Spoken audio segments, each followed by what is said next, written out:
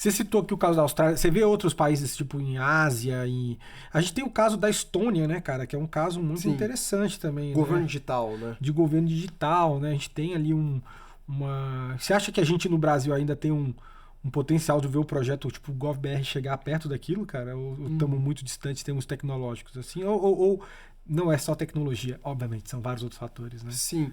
Eu acho que a questão tecnológica, no Brasil pelo menos, né, tem essa parte de convencer, né, as diferentes partes. Eu acho que o governo brasileiro, né, e aí como instituição mesmo, né, não um mandato específico, mas todos os últimos 20 anos pelo menos, construiu algo muito sólido em questão de tecnologia. Né, o projeto do Gov.br é algo extraordinário, né, algo assim que a gente consegue ter alguns benchmarks fora do Brasil, né, sobre isso, mas em termos de relevância, em termos de crescimento de base, Abrangência, de né? abrangência e de potencial, é algo que o Brasil conseguiu se diferenciar.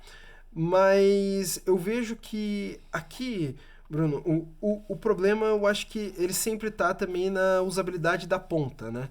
Que é a sociedade, né? O cidadão. O Pix, ele deu muito certo porque o cidadão viu a utilidade logo no primeiro dia. Cara, eu vou Exato. pagar pouca taxa, ou taxa nenhuma, É. né? Eu consumidor, não pago nada, mas eu como merchant, eu como comerciante, né? Eu pago alguma coisa, mas é muito menor do que um cartão de débito e crédito, né? E eu recebo no dia. Segundo, eu tenho uma necessidade de pagamento, né? E terceiro, cara, eu tava em pandemia. Então eu não conseguia em caixa eletrônico pegar dinheiro. Então teve todo esse perfect storm, digamos assim, né? Essa tempestade perfeita que propiciou isso. Já no caso do Gov.br, o governo ele vem criando várias formas de impulsionar o uso, né? Então, por exemplo, quando você tira assim, você automaticamente ali você já é incentivado a criar uma identidade digital dentro do ecossistema do Gov.br, né? A própria CNH, um tempo atrás, em dezembro de 2025, saiu uma notícia que a nova CNH não ia ser mais emitida em físico, ia ser só digital. Isso em questão social tem várias discussões, né? Será que todo mundo tem um smartphone para lidar com essa nova CNH? Será que vai concentrar isso mais em regiões mais abastadas e tudo mais? Mas em termos de incentivos de criação de conta e de usabilidade do Gov.br é algo extraordinário.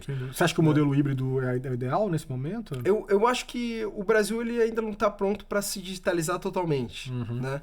E isso eu falo quando a gente olha para outros meios de pagamentos e os números que eles ainda existem, né? Então, cheque, por exemplo, ainda tem relevância. Transações em cash, né, em dinheiro, ainda tem relevância. Então, a gente está falando de um Brasil que vai muito além de São Paulo, né? De Claro. Faria Lima e tudo mais. Então, eu acho que, de ponto de vista de inclusão digital, não é a hora de você falar de um modelo totalmente um lado só.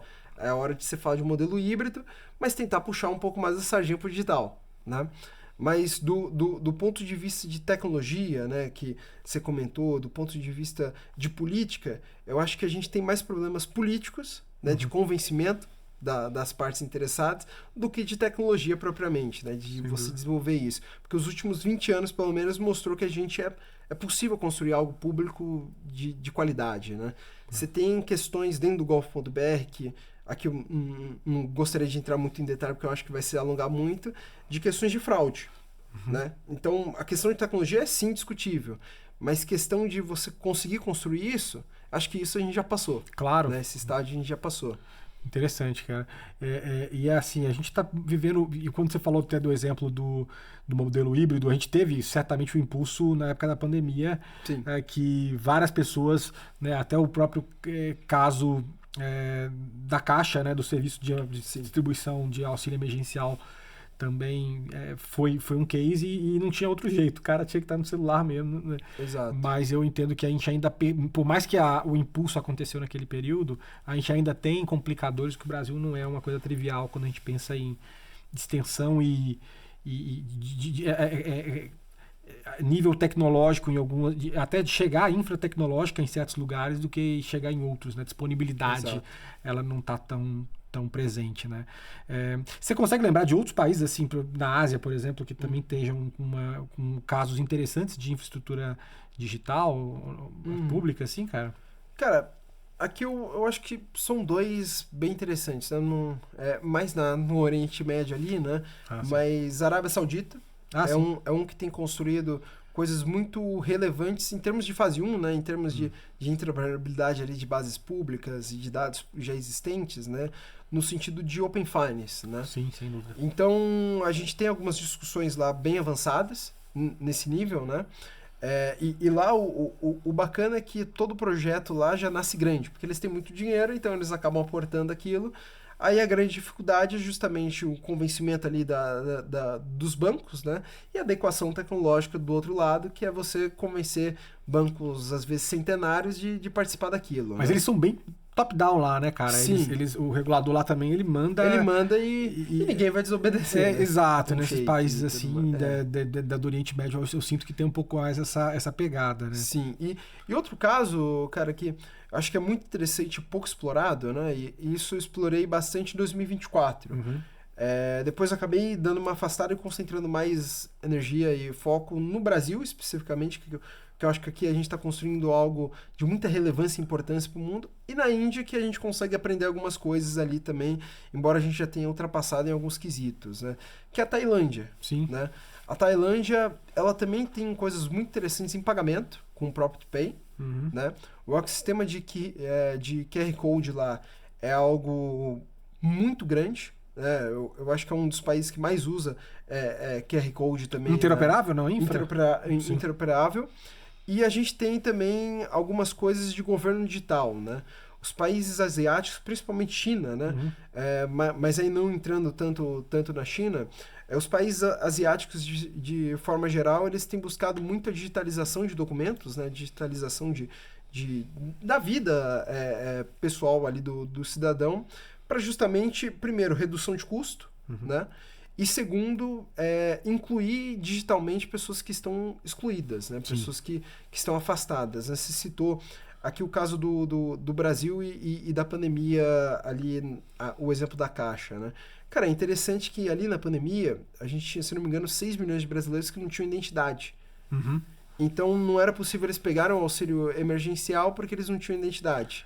Então, o trabalho que o governo teve foi o mesmo da Índia, praticamente, de dar identidade para essa pessoa, para ela ser bancarizada e depois ela pegar o auxílio. Mas aí a gente já começa de um patamar onde a gente já tem mais gente bancarizada, com identidade. Com identidade. Mas também assim, nós estamos falando de 220 milhões versus um bi de gente também.